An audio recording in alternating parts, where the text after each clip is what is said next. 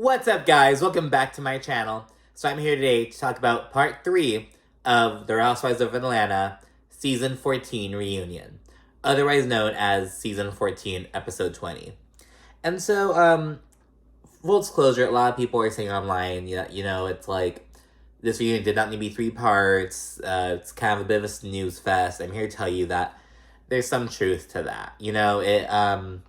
Especially this part 3, it just kind of it was very much just tying up loose ends all around, and especially when the husbands came out, it was all just like, it felt like they're just going just to tie up shit, address unanswered questions, all that kind of shit. Nothing too noteworthy, but we're gonna get right into it anyways. So we open up with a scene of Shereé getting into it with Anthony on the phone, the same thing we saw at the end of the last episode. Anthony basically being up Shereé's ass and saying, no, Shereé's owing you money, and I may have said that that Ralph Pittman's gay, but I don't recall, and oh yeah, Drew needed a storyline, so I gave her one. Just being a messy bitch, Anthony just being messy. Shereé goes on to say she thinks people saying that she doesn't pay her bills is old and tired. She's like, I just want some new content. And it's like, well, girl, it's you not paying your bills is getting old and tiring. You know what I mean? It's like, I don't know. It's almost at this point, it's like, you know how, there's all this shit about, oh, Diddy, he, ruined this person's, this person's group signed with Diddy, and they, lost it all, or their career, went nowhere, went, off the rails, they got this shitty record deal. Shit like that. And they're like, oh, why are people even signing with Diddy anymore, blah, blah, blah.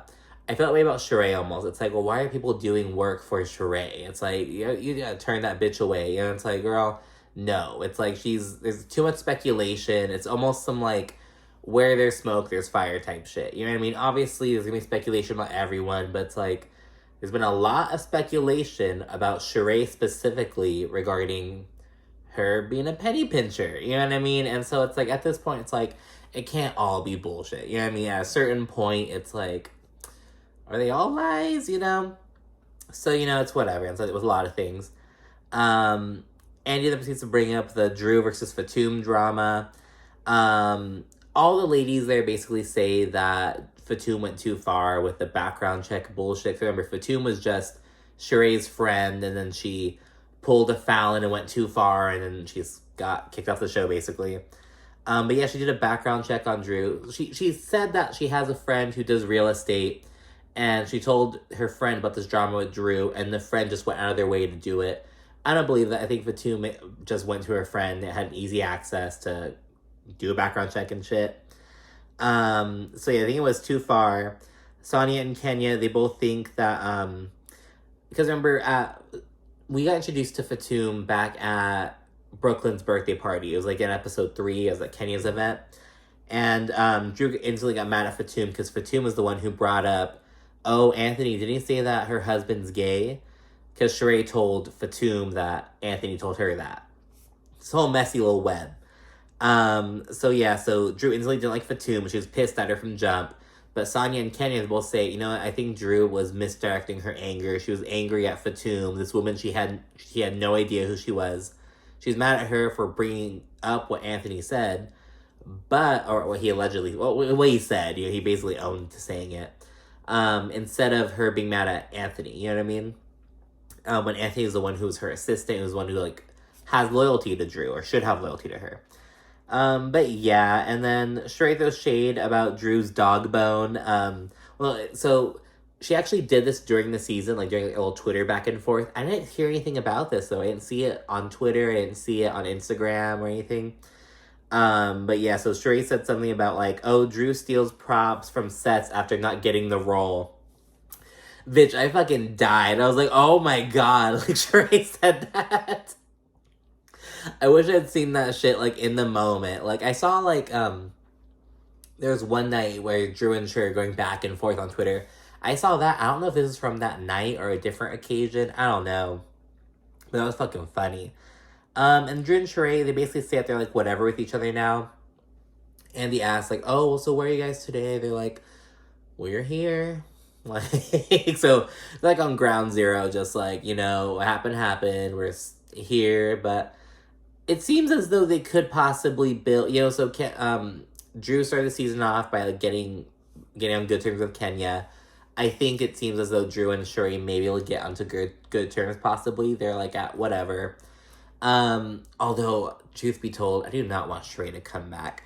As I mentioned in the last episode, word on the street is that like everyone's coming back, but it's like, God, Shereé, really? It's like I'm just so over her, especially in her. She just can't take any accountability for anything, and just like the same old shit. You know what I mean? It's just like I'm over it, to be honest. It's like, yeah, she's an OG. Yeah, she brought us some icon. It's like, but it's not gonna happen. Like, but they brought Shereé back because people are asking also like, oh, bring Nene back, bring Portia back. Portia's allegedly maybe coming back. Word on the street is that it's a rumor. They're saying that, oh, Portia was offered a contract for season 15. There's no confirmation, no idea. It's pure speculation at this point. It might not happen. Who also demanded that Nene comes back, and it's like, that's never gonna happen. Like, she fucking sued Bravo. Like, Nene's not coming back. I'd be surprised if she even comes back as a cameo. If she's even gets any screen, like if she's like at an event and they like show her like, oh, Nene leaks, I'd be surprised they even do that. Like, she's not gonna be on the show. So there was like, all right, well, let's bring Shereé back. You know what I mean? She already came back once before, and people are kind of interested in her. Let's bring her back. It's not really working. I'm over Shereé. It's like, nice to see ya. Bye. So there's Heather Dubrow on Orange County. They brought her back, and it's like, okay, like I could have lived without seeing her back on TV. It's like, yeah, it's exciting for a second, but it's like, ugh. With fucking Ultimate Girls Trip, they brought Dorinda and Vicky and included them onto it. Two women who are consistently being asked back on their respective shows. And it's like, ugh, I don't really want either of them back. That's kind of the public opinion on it. And it's like, they're listening to what fans are demanding, and it's just like they're delivering, but it's not living up to our expectations. I feel like a lot of the fans are like nostalgia that they have for Shereé, Portia, Nene, Heather Dubrow, Vicky, Dorinda, Tamara Barney. Although I do think she'll kill it back in Orange County. I think Tamara's gonna come back with a strategy. Good for Tamara. I think Tamara would be an exception. But I think all these other people, they're just like gonna flop. People are just so stuck on what they brought back in the day, and it's like, I don't know, but we'll see Portia on Ultimate Girls Trip 3 whenever it comes back. So we'll see how she does. And Portia's a different story because I think she had a reality show or separate thing. So Portia Family Matters. I'm just rambling at this point. I'm sorry. End of the day, I feel like people just, Shereé needs to go. She's not delivering it. That's how this whole fucking conversation started. I'm so sorry. Andy then breaks for lunch, and then on the couch still, we see Shereé and Drew. They're discussing the Anthony situation, just kind of going back and forth and shit. Andy says he thinks that Anthony seems like bad news, and, he just thinks that Anthony's fucking with both of them, which is the truth. Andy sees right through this shit. He's like, I know exactly what this fool's doing. Like, no. Then we see the guys, like, the husbands, Todd, Ralph, and Ross, excuse me. They all roll up, and they're chilling backstage, and, Todd and Ralph, they're both laughing about the shit that's supposed to be thrown at them. They're like, oh, Ralph, we got called out for being a gaslighter and shit, and Ralph was like, oh, well, Todd, you're doing some shit too, they're gonna call you a wife, say that you live off candy and shit, so just kind of there rolling up and shit. It seems pretty chill. I wasn't mad to see this little guy moment. It doesn't work on, obviously, New Jersey is where, like, the guy scenes kind of originated, like, the guy solo scenes, I mean. They tried it on Salt Lake City last season, didn't really work. They're trying it on Atlanta. I feel like it might kind of work with them. I don't know. Like, they're, like, genuine. They're, like, all cool with each other. And it's only 3 of them, so, it's not, like, this whole big old group.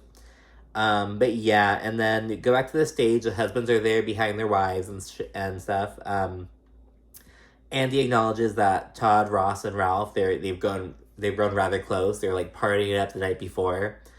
Ross and Ralph, they say that they don't let their wives' problems get between their friendship, because as we know, 2 episodes ago, that Drew and Sanya, they're just over each other. But, Ross and Ralph, their respective husbands, they're like, we're cool, it's like whatever. So yeah, it was kind of chill to see, I guess. Yeah, again, I'm not mad at like the guy scenes because usually it's like, oh, another guy scene, another guy solo scene. It gets annoying after a while, especially on New Jersey. It's so irritating. But I wasn't really mad at this, to be honest. Andy then immediately brings up Ross's Jamaica moment. Ross says that he was trying to de-escalate the issue and let them know that he didn't appreciate what was going on. And it's like, how is standing up and saying, don't fuck with my wife, de-escalating the issue? De-escalating would have been like, okay, ladies, let's just, look at the bigger picture. Let's just, try to enjoy our time in Jamaica, like changing the subject. That would be de-escalating. But he's almost like, I don't know, it was just totally different. It was almost like, rather than de-escalating, he was taking control. But like, you know what I mean? Not like a weird way, but just like, all right, put an end to this shit. You know what I mean? Like, settling it. And he said he didn't appreciate what was going on. And it's like, this is housewife shit, bro. It's like, I don't know. There's some conflicting opinions. I didn't think that he should have done that, to be honest, because he wasn't involved in any way, and it was just typical housewife shit. I don't know. I think he could have done it differently. Andy then brings up how Kenya called him aggressive the next day after he did what he did. Ross says that he understands Kenya's perspective, but he doesn't think that was the right term to use. He pulls a Crystal Kung Minkoff and be like, oh no, not Crystal, a Sutton. Sutton be like, oh, I don't think that was the right word. Like, but Kenya clarifies that she didn't think that she's in any danger, that he would do anything. She's like, yes, I said you were being aggressive, but I didn't think that, you're gonna be violent or anything. And she says that she admires him sticking up for Sanya. So it's like, okay, that's what we're going to be doing. So that's her perspective. But yeah, and then we go into a little Kandi segment. We talk about Kandi's Broadway and EGOT storyline. Because, Kandi, she has her Grammys. But she's trying to get her Emmy, her Oscar, and her Tony as well. You'll see the splash of Shereé and Marlo's suspicions about Todd cheating. They're like, oh, they're like suspicious about Todd. Think he might be moving weird and shit. Then, of course, we see a discussion of the trust. Her and Todd going back about their the different assets that they have. We're going to Mama Joyce giving her opinion, all that shit. And the vibrating panty drama with Kenya. About Kenya being like, how about a playbill? And not these vibrating panty sex toy ass bullshit. So I was kind of with Kenny on that one. It's like, girl, this is a play about, it was about like black male identity and trauma and shit. It's like, what does that do with sex? Like, so you go through all that. Marlo then apologizes to Todd before the speculating about the cheating drama. She says that she thinks that all men cheat. That's just how she grew up. She thinks that all men cheat. It's like, okay, I'm glad you said it. Marlo kind of took some accountability in this episode. She didn't really say much. I know she kind of stayed silent for a lot of it. But she admitted, she was like, yeah, I just say shit when I'm mad sometimes. It's not accurate. I'm just trying to say shit to hurt you. She's acknowledging, like, yeah, I just think everyone cheats, has nothing personal to do with you. Yeah, and Todd says, streets are always talking. Like, people are always going to be saying shit. And it's true, they're on this huge platform. As he mentioned from jump, Mama Joyce had her good eye on Todd. So, yeah, so he's not really fazed by it. He's like, fuck what Marlo has to say, basically. A viewer then asks why Todd allows his daughter Kayla, remember Kayla's his daughter who he has from a previous relationship, he allows her to struggle financially while Riley, Kandi's daughter, she lets her live lavishly. She funds her lifestyle and shit. Fucking Ty's like, I'm from the Bronx. That shapes my mindset and my approach to this. I think she'll appreciate the struggle in the future. And it's like, what the fuck? We're from the Bronx. You don't get it. But it's like, whatever, Todd. He says that he redid his New Jersey condo finally. And then Kandi discusses how she and Todd, they're producing this new play called The Piano Lesson. Samuel L. Jackson starring in it, and the red carpet is actually going down next month, so hopefully it does well. So yeah, a little update to Kandi, and he's like, hopefully this gets you your tea and your EGOT. So let's root for Kandi. We now get a little Drew segment. They're honing in on the drop it with Drew inconsistencies, the drama over Ralph's assistant, the assistant who basically offered Ralph, like, oh, I'll go give you a massage or whatever. Ralph's book and the adoption issue about how Ralph basically went back on his, how he previously said he wanted to adopt Josiah, Drew's son, but he's now kind of going back on that. Ralph then goes on to say that he feels like the love that he has for Drew didn't really truly reflect on the show. He says it's a big wake-up call. He's like, yeah, I saw my behavior. I see how I'm coming off to America and how people are seeing me. And so it's making me reevaluate how I treat her and how I show love and stuff. So that was, good for Ralph. Hopefully he means it.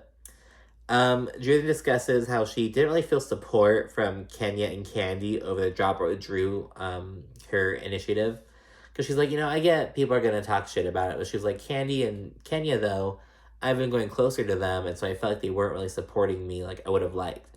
And she talks about how she's a woman who's had children and has had health issues. And she's struggling to lose weight. How she represents all these other kinds of women. And she says she would have liked more support from her friends about it.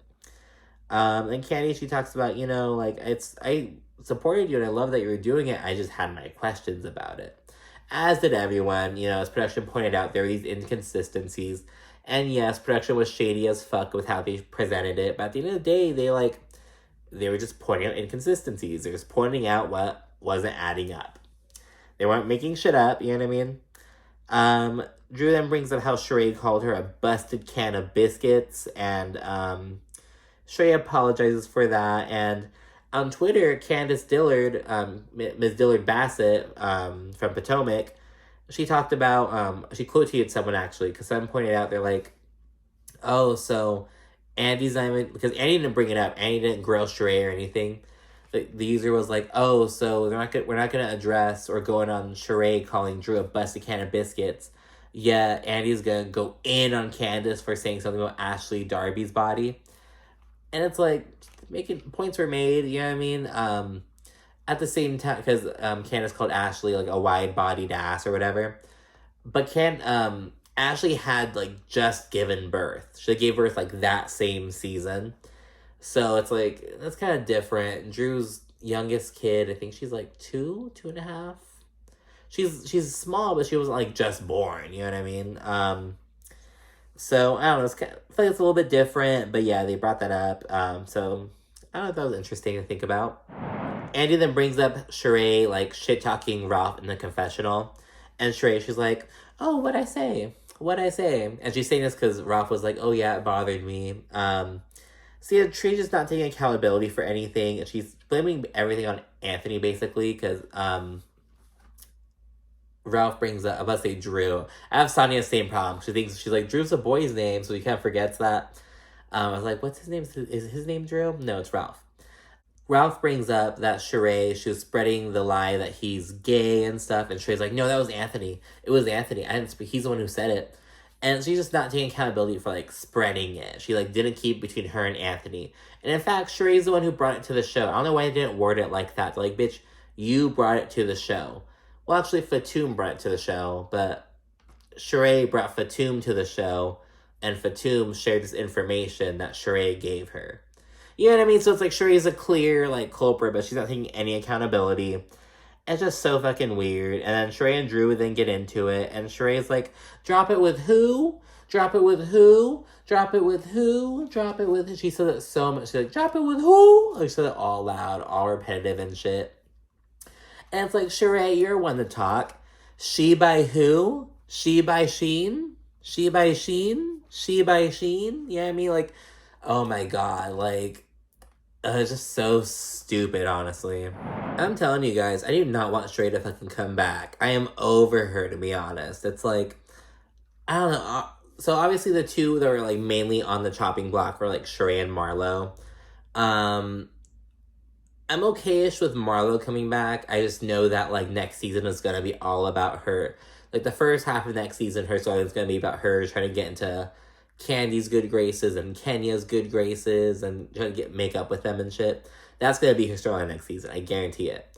But with Shereé, it's like, I don't give a fuck. Like, I feel like this was a nice bow for her. Like, bring her back for a season, send the bitch off. Like, I like, don't care. You know what I mean? Like, What do you think? Like, I don't know. If I had to pick one person to kick off, I would kick Marlo. No, Shereé off. Sorry, I worded that word. If I had to kick one person off, I'd kick Shereé off. I would save Marlo, you know what I mean? Like, fuck that. But Shereé, she'd have to leave. Slip of the tongue, I promise. Ralph then discusses how, again, he says that he and Drew, their interactions are coming off differently than they really are, so he has to kind of change that. And we have some convo in Ralph's book. Not too much new info. He says it's completed. Who cares? We also then get a recap of Marlo versus Kandi, their drama. We see Marlo calling Kandi a hoe. Marlo and Shereé, they say that they want more from Kandi. Because remember, they're both kind of conspiring and saying, Kandi's not really a good friend. We need more from Kandi. So they're both saying that. And, of course, the Jamaica drama, they're getting into it at the table a few different times.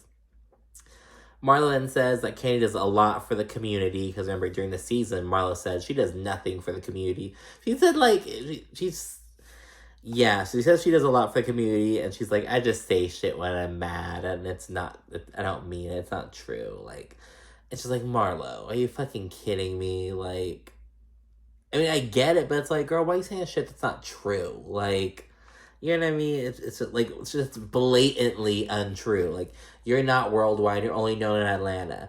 That is blatantly and fundamentally untrue.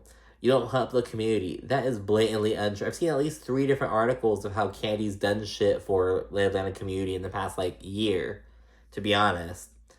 So, yeah, she has acknowledged it, though. She's like, I just say shit when I'm mad. So, does she get, half a point? Yeah, I mean, she acknowledged it, what she has to fix, but yeah, whatever.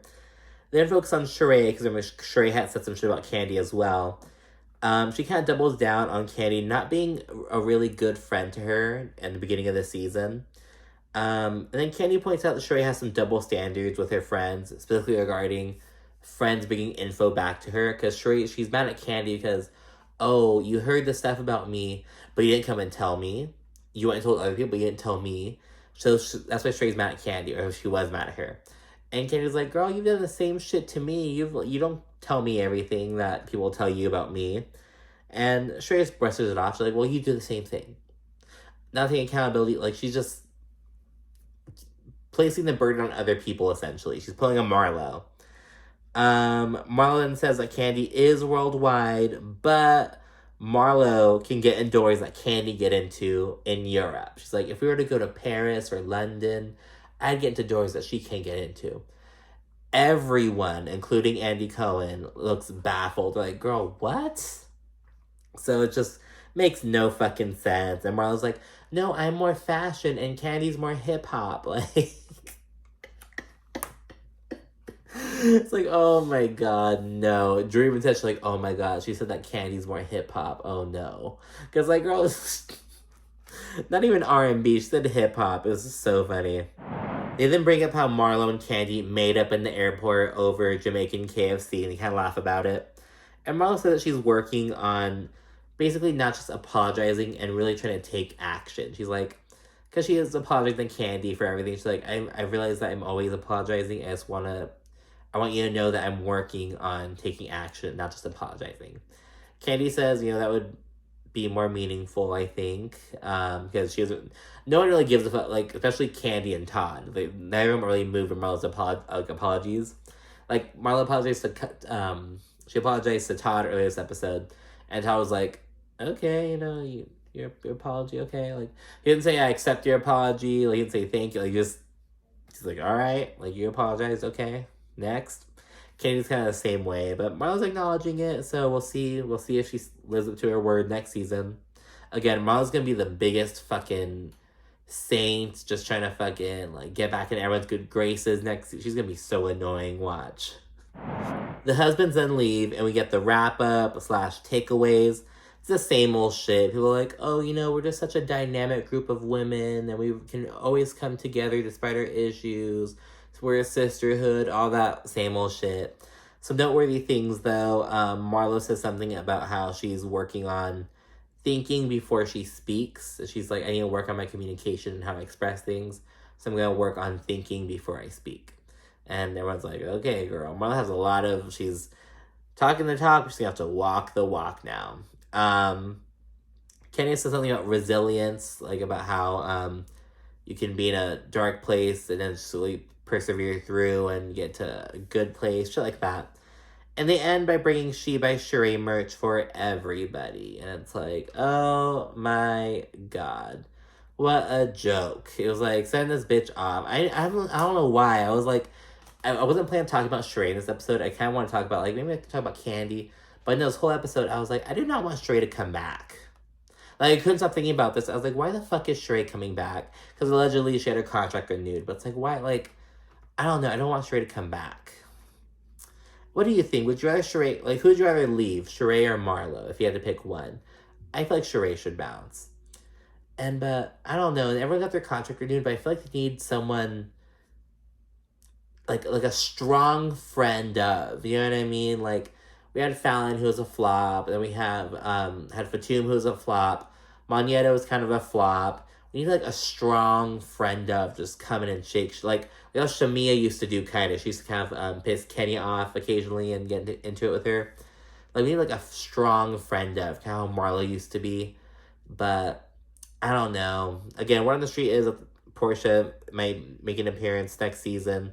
Who the fuck knows? But I think we need, I don't know. But Atlanta's had a good track record so far. You know what I mean? Drew, she had an iffy first season. She had a good second season. Sanya had an okay first season. I didn't really like her at first. I'm starting to warm up to her a bit. So yeah, doing a lot better than fucking Orange County. Like, you can't keep a newbie to save their fucking lives. But we'll see what they end up doing. But yeah, I think you need a strong like a strong friend of to really, like, you know what I mean? I like to see that next season. And I would like to not see Shereé. But anyways, that's it for Atlanta, guys. So be sure to rate, comment, subscribe. Let me know what you thought about this season. What you want for next season. And more importantly, let me know what you think about Shereé coming back. Because I don't want to see it. Let me know if you do. Anyways, thank you for watching. Bye.